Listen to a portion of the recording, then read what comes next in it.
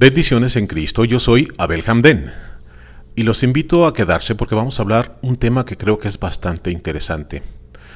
Es un tema que prácticamente fue la causa de la división, es decir, de la reforma, porque vamos a hablar de la justificación.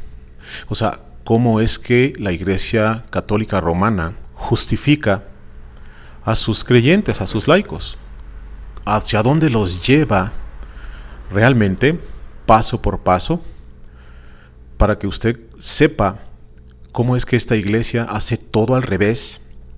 Vamos a irnos paso por paso en algunos de los sacramentos más importantes. En un momento se los voy a mostrar. La justificación es un acto bastante importante, un paso crucial para determinar si una iglesia hace salvas a las personas, es decir, el Señor hace salvo a las personas a través de su iglesia, a través de su palabra, claro está, pero si una iglesia no lleva a cabo en su soteriología la justificación, bíblicamente hablando, no va a poder salvar. Es una iglesia que no va a salvar. Y eso es lo que está pasando con la Iglesia Católica Romana.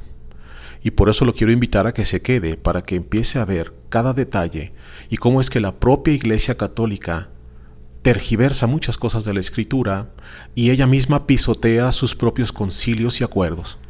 O sea, la Iglesia Católica Romana está haciendo cosas que no tienen nombre. Yo lo invito a que se quede, y si es usted católico, pues más todavía. Quédese para que se entere de estas cosas. Vamos comenzando diciendo que el asunto de la justificación, hay cosas que necesita saber antes que nada. Dos cosas que quiero aclarar: el asunto de la justificación y el asunto de nuestra maldad. Que sepa esas dos cosas. En el aspecto de la justificación, yo aquí tengo un librito que es bastante sencillito, pero es bastante bueno. El de Justificación y Regeneración, de Charles Slater. Tiene algunos términos que son interesantes. Le voy a poner por ejemplo, simple y sencillamente las características. Dice: ciertamente Él llevó nuestras enfermedades. ¿Quién? Cristo, claro está. Él llevó nuestras enfermedades y cargó con nuestros dolores. Con todo nosotros le tuvimos por azotado, por herido de Dios y afligido. Mas Él fue herido por nuestras transgresiones, molido por nuestras iniquidades. El castigo por nuestra paz cayó sobre Él, y por sus heridas hemos sido sanados. Todos nosotros nos descarriamos como ovejas, nos apartamos cada cual por su camino, pero el Señor hizo que cayera sobre Él la iniquidad de todos nosotros. Es importante mencionar entonces que la justificación, claro que está basada en la sangre de Cristo. Es Cristo la razón principal de la justificación. Es decir, hay que comprender que la justificación es un acto legal. No significa que nosotros vamos a ser convertidos a buenos de la noche a la mañana cuando somos convertidos por el Señor. No, somos declarados justos porque a nosotros se nos imputó la justicia de un tercero. El Padre permite por su misericordia que a nuestra deuda, es decir, la deuda que teníamos por nuestros pecados, fuera pagada por un tercero. ¿Quién es ese tercero? Cristo. Y precisamente las obras que hizo Cristo, por su justicia, la justicia que alcanzó el Señor por haber cumplido la ley, sus obras, se nos imputó a nosotros. Y entonces ahora nosotros somos justos debido a eso. Mire aquí cómo está la definición de justificación. ¿Qué es la justificación? La justificación es el acto por el cual Dios declara justo a un pecador a través de la fe en Jesús. Es importante entonces que comprenda que no es un acto de santidad, es un acto legal. Somos nosotros ya justificados por misericordia del Señor, por las obras de Cristo, por haber creído nosotros en Cristo. Tú crees en Cristo, crees en sus obras, entonces la justicia que logró Cristo se te imputa a ti y entonces ahora somos nosotros justificados, somos justos a los ojos de Dios, pero por las obras de Cristo. Si yo quiero decir que soy justo por mi justicia propia o personal, estoy perdido. Yo tengo un problema grave. ¿Por qué? Porque yo soy maldad. Y ese es el siguiente punto que quiero tratar, que comprenda que somos maldad. La persona que no tiene esa convicción, que dice, no, yo soy una buena persona, yo trato bien a mis amigos, a mi familia, a mi esposa, a mi esposo, soy muy servicial, hago todo lo que me piden, ¿por qué dice que soy malo? Estamos hablando lógicamente con respecto a Dios, amigo. Si usted está pensando que es una buena persona o mala persona con alguna persona en forma horizontal, vamos a decirlo así, no, puede ser usted una muy buena persona. Sí, cómo no. Pero con respecto a Dios, sus obras de justicia son trapos de inmundicia. Lo que mejor quiera hacer o pueda hacer hacia Dios es un trapo de inmundicia. Si usted no depende de las obras de Cristo, todo cuanto haga usted por sus méritos es un trapo de inmundicia a los ojos del Señor. Bueno, esto es lo que vamos a ver aquí con respecto a la maldad. Fíjese bien.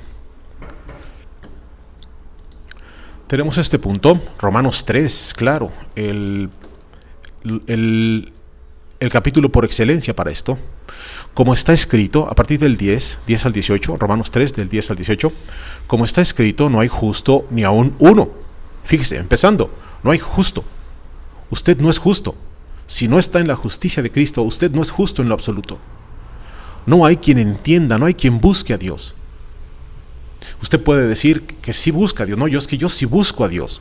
Todas las mañanas me levanto y oro y le rezo y veo a ver cómo lo hago para agradarle. Sí, pero ¿a cuál Dios? ¿Al suyo o al de la Biblia? Porque esto lógicamente se está refiriendo al verdadero Dios, al de la Biblia, y al verdadero Cristo, al de la Biblia, no al que usted inventó y al que usted atiende cada que se le ocurre, cada que se le antoja, cada que puede, cada que se acuerda. No. Estamos hablando del verdadero Dios. No hay quien busque a Dios. Este es el punto.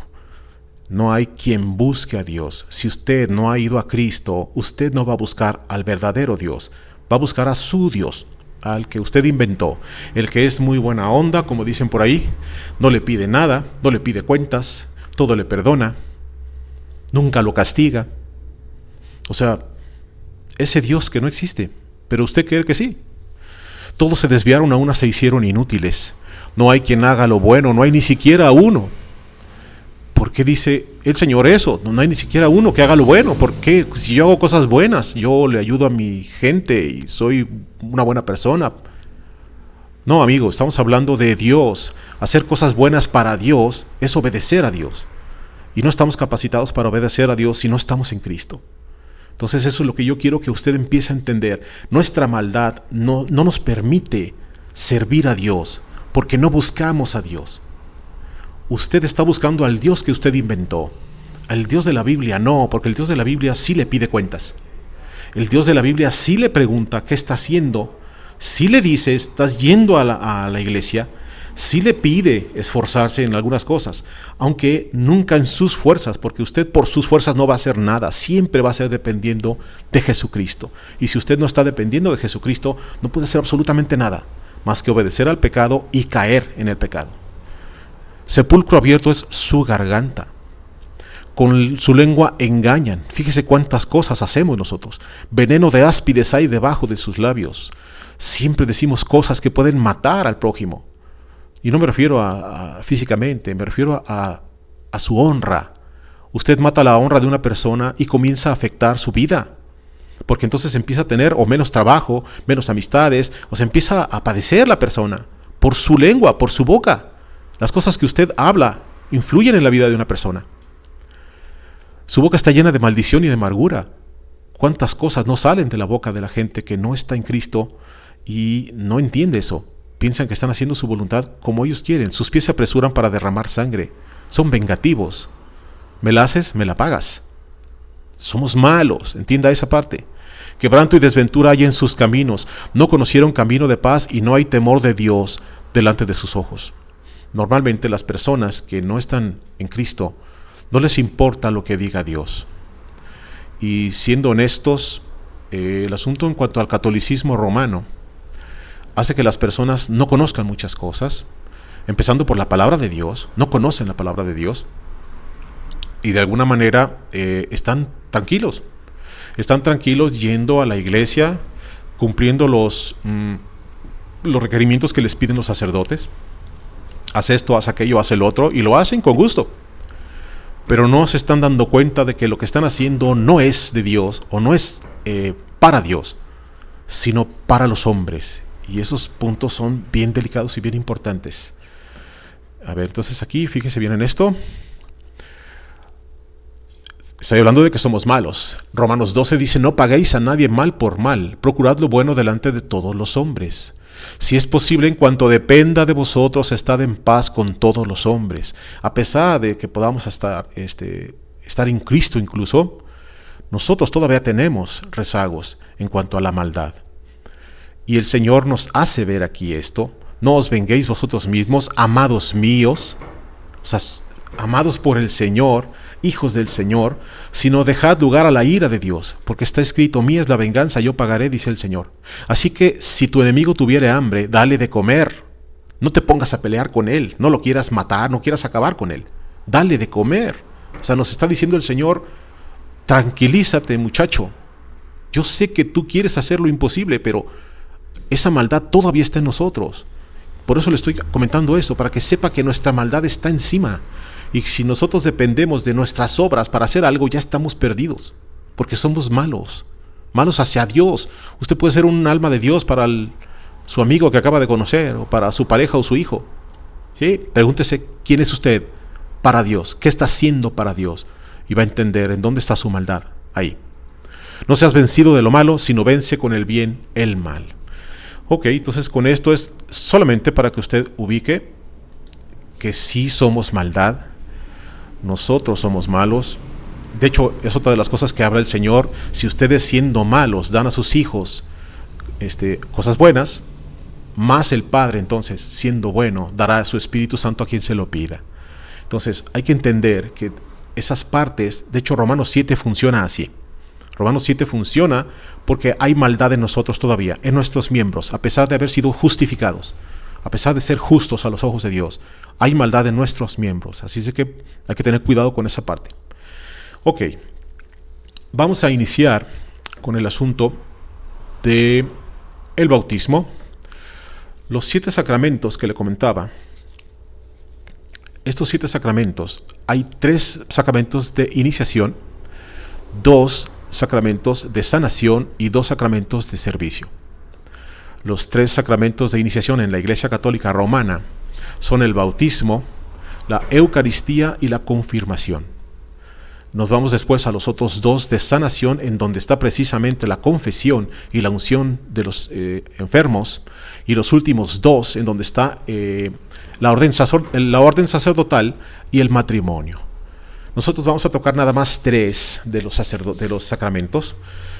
Vamos a tocar lo que es el bautismo, lo que es la Eucaristía y lo que es la confesión. Ahí es en donde vamos a presentar puntos para que usted vea cómo la Iglesia Católica Romana pisotea sus concilios, o sea, todas las ordenanzas que ha hecho, las pisotea, las escrituras las tergiversa de una manera especial. Y aquí el punto principal es que usted se va a ir dando cuenta poco a poco cómo es que esta iglesia realmente no lo puede salvar. Esta iglesia condena a cada uno de sus creyentes, a los laicos. En lugar de decir que los pueda llevar a Cristo, los va a llevar al infierno. Usted quédese para que vaya entendiendo por qué estoy diciendo esto. Ok, primero de los puntos aquí tenemos el bautismo. En este bautismo, en este sacramento de iniciación de la Iglesia Católica Romana, es cuando el individuo adquiere la gracia justificadora. Así le llama la Iglesia Católica. Esta gracia justificadora es una gracia que va a permanecer con la persona en toda su vida, hasta que esta persona cometa pecado mortal, porque si comete un pecado venial no pasa nada, pero si comete un pecado mortal, entonces pierde esta gracia. Y después de perder esa gracia, entonces ahora va a tener que recurrir al sacramento de sanación de la confesión para poder ser justificado nuevamente y entonces seguir en su camino hacia la salvación que se supone que ofrecería Roma. Yo aquí tengo algunos textos de un gran pastor, de R.C. Sproul. Entonces aquí le voy a poner lo que está hablando precisamente R.C. Sproul con respecto a esto. Dice R.C. Sproul así: en realidad, la concepción romana del Evangelio, expresada en Trento, era que la justificación se logra por medio de los sacramentos inicialmente. El receptor debe aceptar y cooperar en el bautismo, por el cual recibe la gracia justificadora. Retiene esa gracia hasta que comete un pecado mortal. El pecado mortal se llama mortal porque mata la gracia de la justificación. El pecado entonces debe ser justificado una segunda vez, el pecador. Eso sucede por medio del sacramento de la penitencia, que en el Concilio de Trento definió como una segunda tabla de justificación para aquellos que han naufragado con sus almas. Seguimos con otro punto. La diferencia fundamental era esta. Trento decía que Dios no justifica a nadie hasta que la verdadera justicia está presente en la persona. En otras palabras, Dios no declara justa a una persona a menos que sea justa. O sea, fíjese lo que está diciendo aquí. Porque entonces yo le estoy aclarando que nosotros somos maldad. Nosotros no podemos ir al Padre si no hemos sido justificados, si no hemos sido regenerados, empezando por eso. Entonces, para poder ir al Padre necesitamos que el Señor nos ayude a ir al Padre. Nosotros solos no podemos, porque somos maldad y no queremos, porque ama el pecado el pecador. Y de alguna manera, si dependiera de nosotros ir a Dios, estamos perdidos porque no vamos a ir nunca. Ese es uno de los puntos importantes. Fíjese bien.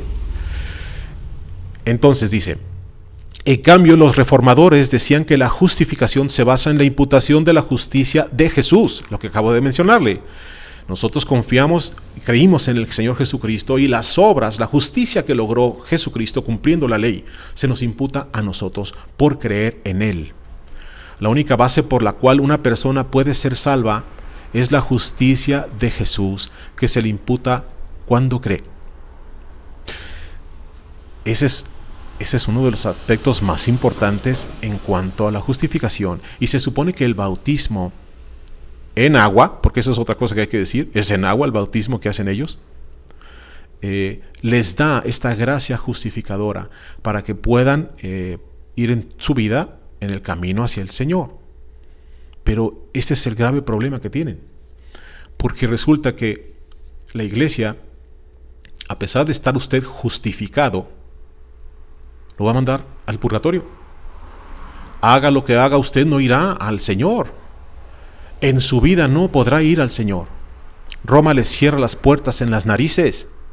No puede ir usted al Señor, a pesar de estar justificado según Roma. Mire lo que dice aquí. Nos vamos a ir a la justificación tridentina. El Concilio de Trento, sesión número 6. El canon 15, ahorita también lo vamos a ver, pero vamos al canon 30. Aunque bueno, el canon 15 dice así: si alguno dijere que el hombre renacido y justificado está obligado a creer de fe que él es ciertamente del número de los predestinados, maldito sea. O sea, tú no puedes decir que eres de Dios o que tú vas a ir a Dios, o sea, porque tú puedes anticipar las cosas, y entonces si estás anticipando estás diciendo que perteneces a los predestinados, y si dices eso, eres maldito. Pero, en el canon 30, si alguno dijere, fíjese bien, que recibida la gracia de la justificación, esto es, cuando se bautizó, de tal modo se le perdona a todo pecador arrepentido la culpa, y se le borra el reato de la pena eterna, es decir, residuos o huellas de la pena eterna, que no le queda reato de pena alguna temporal que pagar, o en este siglo o en el futuro en el purgatorio, antes que se le dé entrada a al reino del cielo. Maldito sea. O sea, entienda esto. Usted, a pesar de estar justificado en la Iglesia Católica Romana, no puede ir al Señor. Le están cerrando la puerta. Usted tiene que ir al purgatorio, quiera o no quiera. No hay ninguna manera de ir hacia el Señor más que pasar por el purgatorio. Aquí está asegurando la Iglesia Católica que usted no puede ir, a pesar de haber cumplido los requerimientos que le están pidiendo, a pesar de tener la gracia justificadora y a pesar de estarse manteniendo justificado, después de haber tomado la confesión. usted justificado no puede ir al cielo. Yo quiero que entienda que la justificación verdadera nos ofrece cosas asombrosas en esta vida. En esta vida ya empezamos a disfrutar de los beneficios del reino en el paraíso. El Señor ya nos permite disfrutar en este momento de esas cosas con su Espíritu Santo. Cuando usted es justificado, el Espíritu Santo mora en usted. Y entonces el Espíritu empieza a hacer obras para que usted pueda salir adelante y pueda ser santificado. El verdadero orden, la santificación. Porque aquí el problema que hay es que Roma cree que tiene que ser santo antes de ser justo. Y eso es imposible, porque nosotros somos maldad. Por eso le digo que eso no es así. El verdadero orden es que somos nosotros justificados, porque también somos llamados. Ahorita va a ver a qué me refiero con esto. Y vamos a este siguiente punto para que usted se dé cuenta de esto. En Romanos 8, porque dice que no podemos ir allá. Y el 15, recuerde lo que está mencionando. Si alguno dijere que el hombre renacido y justificado está obligado a creer de fe que él es ciertamente del número de los predestinados, maldito sea. O sea, lo que nos dice el Señor es completamente opuesto. El Romanos 8 dice, y sabemos que a los que aman a Dios, todas las cosas les ayudan a bien. Esto es, a los que conforme a su propósito son llamados. Porque a los que antes conoció, también los predestinó, para que fuesen hechos conformes a la imagen de su Hijo, para que Él sea el primogénito entre muchos hermanos. Y a los que predestinó, fíjese bien, ya está hablando de predestinación, a estos también llamó. Y a los que llamó, a estos también justificó. Y a los que justificó, a estos también glorificó. O sea, comprenda entonces cómo es que el Señor, cuando nos predestina, nos va a llamar. Y si nos llama, nos va a justificar. Y si nos va a justificar, nos va a glorificar. Así es de que el Señor no miente. Si te va a glorificar, tú ya estás en la gloria del Señor. Así es de que la conversión verdadera, que es en Cristo Jesús, por creer en Cristo Jesús, verdaderamente justifica a la persona. El Espíritu Santo empieza a obrar en la persona y entonces es capacitada para poder resistir el pecado y entonces comenzar su camino de santificación. El santo, verdadero santo, está en vida, no como dice la Iglesia Católica, después de muerto y después de haber hecho un milagro para ser canonizado. No, señores. La santificación es un proceso en vida que el Espíritu Santo nos impulsa a hacer. Si lo quiero hacer yo por mi propio mérito, no puedo hacer absolutamente nada, porque no voy a lograr nada que no pueda lograr el remordimiento. No el arrepentimiento, el remordimiento. El Espíritu Santo nos capacita entonces para ir más para allá. Y por eso es que esto es lo que nos habla el Señor. Estamos libres nosotros, dice, ahora pues ninguna condenación hay para los que están en Cristo Jesús, los que no andan conforme a la carne, sino conforme al Espíritu. Porque la ley del Espíritu de vida en Cristo Jesús me ha librado de la ley del pecado y de la muerte. O sea, eso es lo que no está diciendo Roma. Todo el proceso que está haciendo Roma en cuanto a su justificación no va a liberar o no va a librar a la persona de caer en el purgatorio. Eso no lo va a salvar de ir al purgatorio para tratar de ir al Señor. El problema es que el purgatorio no existe, señores. Y cuando quieran ir al purgatorio para limpiarse, para poder ir al Señor, se van a dar cuenta de que el único que queda ahí es el infierno. Y no va a haber otro camino más que llegar al infierno. Así es de que si usted quiere hacer eso, pues siga en esa religión. Continúe en el camino que está haciendo, jugando al cristiano, pensando que hace las cosas que dice el Señor, cuando realmente está siendo engañado por todas las cosas que dice Roma. Y Roma no lo va a salvar. Está entrando en el juego de una iglesia asesina, de una iglesia que miente y de una iglesia que no le ofrece a usted ninguna salvación de ningún tipo, a pesar de que obedezca todo lo que está diciéndole Roma. Dice, porque lo que era imposible para la ley, por cuanto era débil por la carne, Dios, enviando a su Hijo en semejanza de carne de pecado y a causa del pecado, condenó al pecado en la carne, para que la justicia de la ley se cumpliese en nosotros, que no andamos conformes a la carne, sino conformes al Espíritu. Es importante entonces que entienda esta parte. Y los que están en Cristo, ninguna condenación tienen ya. Si usted cree en el Señor Jesucristo, si su corazón está inclinado hacia Él, a obedecer sus mandatos, a buscar su rostro todos los días, a ser fiel. Ese es un punto importante, amigo. Si usted dice que cree en Cristo, discúlpeme lo que voy a decir. Si usted dice que cree en Cristo, pero tiene 1000 deidades más a quien elevarles oraciones, ¿dónde está su fidelidad? Usted tiene que ser fiel a Dios. El Padre, el Hijo y el Espíritu Santo son Dios. Afuera de ellos, de esas 3 personas, no hay nadie más. Y todas las oraciones que usted levante son vanas. Si usted quiere hablarle a una persona, de hecho, podría decirlo así, tiene más efecto que usted le pida a un hermano vivo aquí que ore por usted, a que le pida a un ángel o que le pida a la Virgen, porque no se enteran de su existencia. No son omnipresentes ni omniscientes, son criaturas, seres humanos. Las cualidades que tiene el espíritu de la Virgen María son las mismas que tiene el espíritu de Pablo. Ahora, María fue un instrumento del Señor muy especial. Sí, fue muy especial, yo no voy a decir que no. ¿Y amamos a María? Claro que amamos a María. Bendita sea la señora, preciosa María, Miriam. Pero de ahí a que usted quiera ir más allá, haciéndola una deidad, yo creo que hasta ofende a María. De hecho, es algo que yo voy a hacer, no tardaré mucho, porque sí voy a hacer, y se lo digo así, voy a hacer un video defendiendo a María, la verdadera Theotokos, la Virgen María, no de Guadalupe, no de Fátima, María, para que sepa usted lo que vamos a hacer para defender a nuestra querida Virgen María, de todas las falacias y de todos los disparates que la Iglesia romana, católica romana, dice y hace sobre ella, o sobre todos los demás ángeles y santos y todas las cosas estas que hacen, porque realmente eso es una ofensa y no se dan cuenta de eso, están ofendiéndola horrendamente. Pero bien, pasamos entonces al siguiente punto, que es también muy especial y muy delicado, la Eucaristía.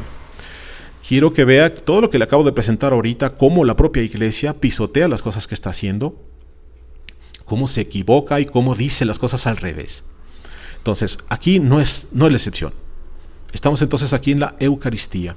En la Eucaristía, este sacramento que estableció el Señor Jesucristo como la cena del Señor, habla de 2 especies, la especie del pan y la especie del vino. Comienzo con usted, amigo. Yo creo que usted sabrá, si es católico, va a las iglesias católicas y resulta que cuando usted quiere comulgar, le dan una hostia. Y se acabó. Aquí el punto importante es que ahora Roma decidió, y fue Roma, no ninguna otra, no fue empujada, fue Roma, y ahorita lo va a ver por qué. Decide no dar una especie. Es decir, Roma decide no dar el vino. Les vamos a dar el pan nada más. Y no decide darles otra cosa porque ella así lo quiso. Cuando el Señor establece lo contrario, es decir, que son las 2 especies, las 2 especies las que tienen que tener. Entonces, esto es lo que dice Roma con respecto a la Eucaristía, que por cierto, presumen mucho de la Eucaristía y resulta que está mal hecha, está a la mitad. Y Roma empieza a maldecir a todos los que digan lo contrario, aunque sean sus propios laicos, sus sacerdotes y todo el mundo. Mire lo que dice aquí. El magisterio, a través del Denzinger, en el numeral 17, 31, 32 y 33, dice: si alguno dijere, el 17:31, si alguno dijere que por mandato de Dios o por necesidad de la salvación todos y cada uno de los fieles de Cristo deben recibir ambas especies del Santísimo Sacramento de la Eucaristía, maldito sea. O sea que si estamos hablando de que yo digo, no. El Señor estableció que hay 2 especies que me tienes que dar, pan y vino. Si yo digo, no, es que me tienes que dar las 2 especies, yo ya estoy excomulgado. Ya la Iglesia Católica me va a condenar. Soy maldito de la Iglesia Católica. Y si usted lo dice también, va a estar igual. Entonces, fíjese en esto todavía, el 17:32. Si alguno dijere que la Santa Iglesia Católica no fue movida por justas causas y razones para comulgar, fíjese bien, para comulgar bajo la sola especie del pan a los laicos y a los clérigos que no celebran o que en eso han errado, maldito sea también.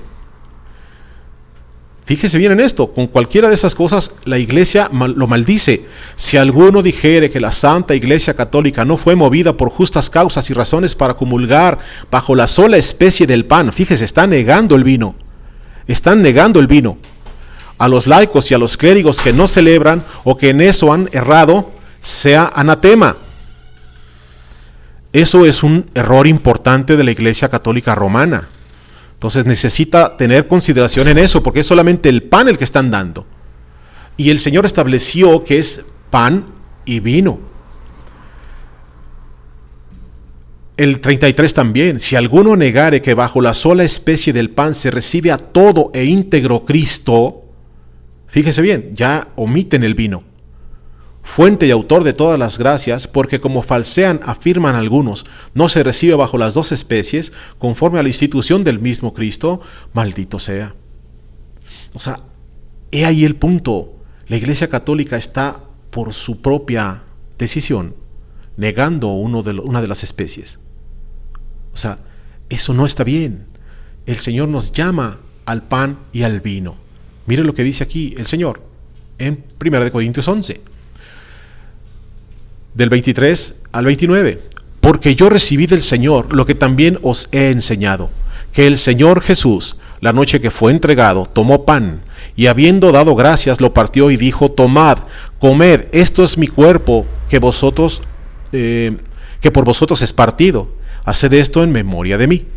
Asimismo, tomó también la copa después de haber cenado, diciendo, esta copa es el nuevo pacto en mi sangre, haced esto todas las veces que la bebiereis, en memoria de mí.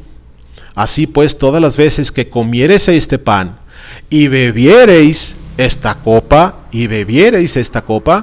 la muerte del Señor anunciáis hasta que Él venga. De manera que cualquiera que comiere, este es otro de los puntos que voy a tocar ahorita, que cualquiera que comiere este pan o bebiere esta copa del Señor indignamente, será culpado del cuerpo y de la sangre del Señor. Por tanto, pruébese cada uno a sí mismo, y coma así del pan y beba de la copa.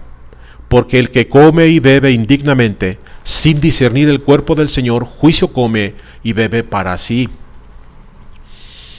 Esto que acaba de decir aquí el Señor es bastante fuerte, porque les tengo que decir que la Iglesia Católica está comiendo y bebiendo condenación. No son capaces de discernir el cuerpo del Señor. No tienen el Espíritu Santo para discernir el cuerpo del Señor. Y lo que están haciendo en sus Eucaristías es condenación para ustedes, porque están comiendo y bebiendo, aunque no están bebiendo, y todavía incluso ni siquiera completa la Eucaristía. ¿Cómo se jactan de tener una Eucaristía maravillosa si no están haciendo absolutamente nada de eso? Esto es peligrosísimo, muy peligroso. Usted, que se le hace fácil, por eso dice el Señor, el que coma y beba sin discernir el cuerpo del Señor. No pueden discernir el cuerpo del Señor, porque lo están haciendo por su gracia, por su propio mérito, para su gloria. Esto que están haciendo, todavía encima de que no hay salvación en la Iglesia Católica, los está hundiendo más, porque están siendo condenados por el Señor. Considere esto que le estoy diciendo, porque realmente esto está bastante mal. Y nos vamos a ir a otro de los puntos, estos con respecto a estos sacramentos. Pero ahorita ya voy a tocar un punto en donde yo creo que comienzo con usted. Comienzo con usted, amigo que me está viendo, si es católico, haciéndole una pregunta sencilla. Si yo le pregunto a usted que si adora imágenes, usted me va a decir, pues no. No adoramos imágenes. Nosotros no adoramos imágenes. Hay algunos sacerdotes que sacan sus cosas diciendo que no las adoran, que las veneran. Unas cosas que le voy a poner ahorita a unos sacerdotes que va a ver qué dicen. Y esto que le estoy preguntando a usted, pues es también dirigido a usted para saber si usted adora imágenes. Como se supone que los católicos todo el tiempo están negando que adoran imágenes porque tienen una imagen y no adoran la imagen, sino lo que representa la imagen, dicen. Yo no entiendo por qué necesitan ver. Si dice el Señor, dichoso aquel que no ve y cree. Aquellos que creen sin ver. Esos son dichosos, dice el Señor. O sea, si usted necesita ver para estarse acordando, pues qué cabeza tiene la suya. Pero bueno, mire lo que voy a poner a continuación, lo que dicen estos sacerdotes, y ahorita vamos a ver unas cosas que el propio magisterio católico contradice de sus sacerdotes. Mire esto. Tenemos a este sacerdote, son varios sacerdotes, pero 2 sacerdotes. Escuche lo que dicen, por favor.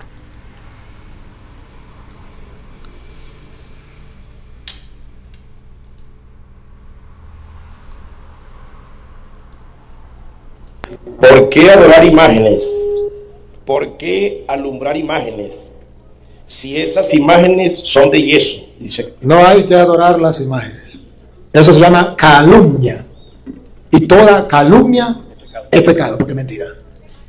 Fíjese bien, está diciendo no hay que adorar las imágenes. ¿Estamos de acuerdo? Así como me supongo que usted dirá, no, nosotros no adoramos imágenes. ¿Verdad que no? Bien, sígale. Y los católicos no adoramos las imágenes. Le prendemos vela. Eso sí es verdad. Eso sí es Le prendemos velas, dice. Le prende velas. verdad. Bueno. Pero prender vela es adorar. Entonces pregunto, cuando se va la luz en Venezuela, ¿usted prende una luz? ¿Una vela? Usted está adorando las tinieblas, papito. ¿Sí? Eso es un disparate. Porque si yo voy a prender una luz es porque no veo nada. No porque esté adorando nada. Prendo la luz porque es un invento para ver algo. A diferencia de lo que hacen los católicos cuando ponen una imagen en un altar y le prenden una vela para que pueda ser honrada, para que se vea, para que la note la gente. La gente va a voltear a ver esa lucecita. ¿Qué significa? Están dándole honra a esa imagen. Entonces, hay que ser honestos. Adorando la tiniebla. Porque prender una vela es adorar. Adorando la oscuridad. Ok, disparates que dice este hombre. Escuche este otro.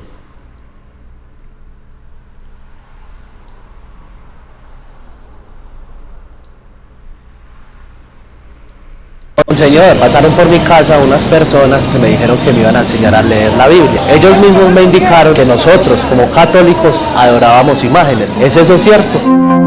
La verdad, le tengo que decir, lo engañaron. No es verdad, nosotros no adoramos imágenes. Otra vez, nosotros no adoramos imágenes. Fíjese bien, sacerdotes diciendo no adoramos imágenes. Voy a explicar. Nosotros veneramos el recuerdo o a aquel a quien representan esas. Nosotros veneramos.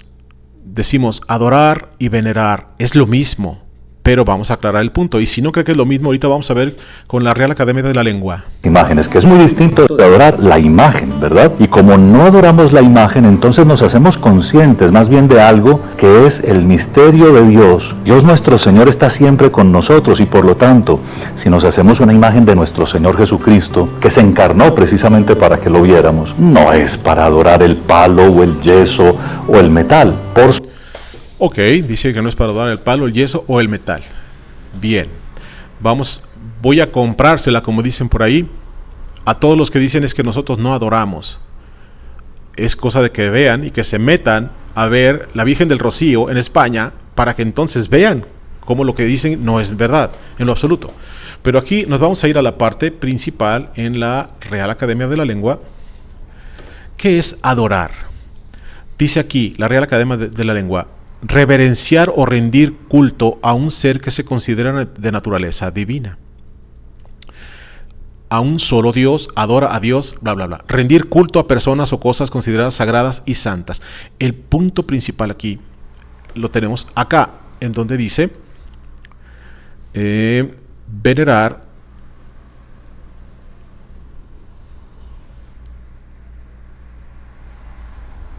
sinónimo de la Virgen. Ok.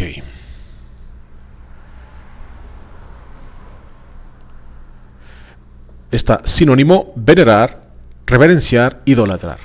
¿Se da cuenta ahí? Perdón, me tardé un poquito en verlo. Ya andamos medio fallos de la vista, pero bueno. Entonces significa que adorar es venerar. ¿Por qué no cumplir? O sea, ¿por qué no decir eso? Es que, ¿sabes qué? Sí la adoramos, sí las veneramos. Eso es el punto. ¿Por qué no decir las veneramos? No, nosotros no hacemos nada de eso. Ok, dicen que no lo hacen. Adelante. Vamos a ver lo que dice entonces el Cuarto Concilio de Constantinopla, para que se dé cuenta cómo están haciendo todo lo contrario a lo que ellos mismos han dicho. Dice el canon número 8 del Cuarto Concilio de Constantinopla: decretamos, según Anastasio, decretamos que la sagrada imagen de nuestro Señor Jesucristo, liberador y salvador de todos, sea adorada con honor igual al del libro de los sagrados evangelios. Fíjese bien, sea adorada con honor igual al de los libros de los sagrados evangelios. Aquí yo pregunto, ¿cómo puedes comparar la Sagrada Escritura con una imagen? O sea, esto está mal, esto está enfermo, esto está mal. Porque así como por el sentido de las sílabas que en el libro se ponen, todos conseguiremos la salvación. Primer error, porque no todos conseguiremos la salvación. Por eso es precisamente que hay predestinados. Y esos predestinados son los que va a salvar Cristo. No todo el mundo, solo los que son predestinados por el Padre van a ser salvados. Así, por la operación de los colores de la imagen, sabios e ignorantes, todos percibirán la utilidad de lo que está delante, pues lo que predica y recomienda el lenguaje con sus sílabas, eso mismo predica y recomienda la obra que consta de colores. Un disparate completo. Y es digno que, según la conveniencia de la razón y la antiquísima tradición, puesto que el honor se refiere a los originales mismos, también derivadamente se honren, fíjese bien, se honren y adoren las imágenes mismas, del mismo modo que el sagrado libro de los santos evangelios y la figura de la preciosa cruz. Si alguno, pues, no adora la imagen de Cristo Salvador, no vea su forma cuando venga a ser glorificado en la gloria paterna y a glorificar a sus santos, sino sea ajeno a su comunión y claridad, igualmente la imagen de la Inmaculada Madre suya, engendradora de Dios, María. Además pintamos las imágenes de los santos ángeles, tal como por palabras los representa la Divina Escritura, y honramos y adoramos las de los apóstoles. ¿Qué están haciendo y honrando y adorando las imágenes de los apóstoles por amor del cielo? Dignos de toda alabanza, de los profetas, de los mártires y santos y varones de todos los santos, y los que así no sienten, malditos sean por el Padre, el Hijo y el Espíritu Santo. Por favor, yo no sé qué esté pensando usted, pero realmente todas estas cosas, mire cómo es esto. Los sacerdotes hablando de que no adoran y su propio magisterio les pide adorar. Tienes que adorar la imagen. O sea, no puedes negar la adoración de la imagen porque eres maldito si no haces eso. Y los sacerdotes defienden que no adoran. Todos los católicos defienden que no adoran. ¿En dónde está el conocimiento del magisterio? ¿En dónde está el Cuarto Concilio de Constantinopla? O sea, ¿se da cuenta de las contradicciones? ¿Cómo es posible que digan una cosa y que hagan otra cosa? Y más ahorita todavía. Ahorita ya las cosas que están haciendo. Si usted está parado en Roma y no sabe para dónde va, híjole, Dios le ayude. Porque esta iglesia cada vez está más perdida, y más perdida, y más perdida. Y las cosas que está haciendo el Papa Francisco, hasta los propios sacerdotes católicos ya lo están anatemizando. Ya le están, se están rebelando, porque hace cosas que no. Y para eso tenemos el siguiente ejemplo, nada más. Mire nada más. Usted que es católico romano, el día de mañana, ya no va a saber quién va a estar a un lado de usted en la misa. O ya no va a saber quién preside. Las mujeres ya se están manifestando en mucha cantidad para ser sacerdotisas. pisoteando completamente la palabra del Señor, y los sacerdotes que no conocen verdaderamente el protestantismo, porque ven que algunos pastores permiten a las mujeres predicar, no entienden que esas iglesias no están haciendo lo correcto. Muchas de ellas quizá ni siquiera sean protestantes verdaderamente, o cristianas.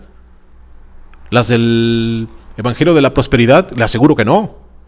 Y bien que ahí hacen todo tipo de cosas, pero no entienden la verdadera doctrina de una iglesia protestante, una iglesia reformada que está sometida verdaderamente a la palabra de Dios, en donde ese tipo de cosas no se deben de dar. Es un error grave esto. El catolicismo romano va a la perdición, y si usted está ahí, Dios la bendiga, o Dios le bendiga, Dios le ayude para que pueda salir de esta iglesia, que lo único que va a hacer es que lo va a hundir mucho más, y que lo va a andar salvando, lo que va a hacer es que lo va a llevar al infierno. Dios tenga misericordia de ustedes.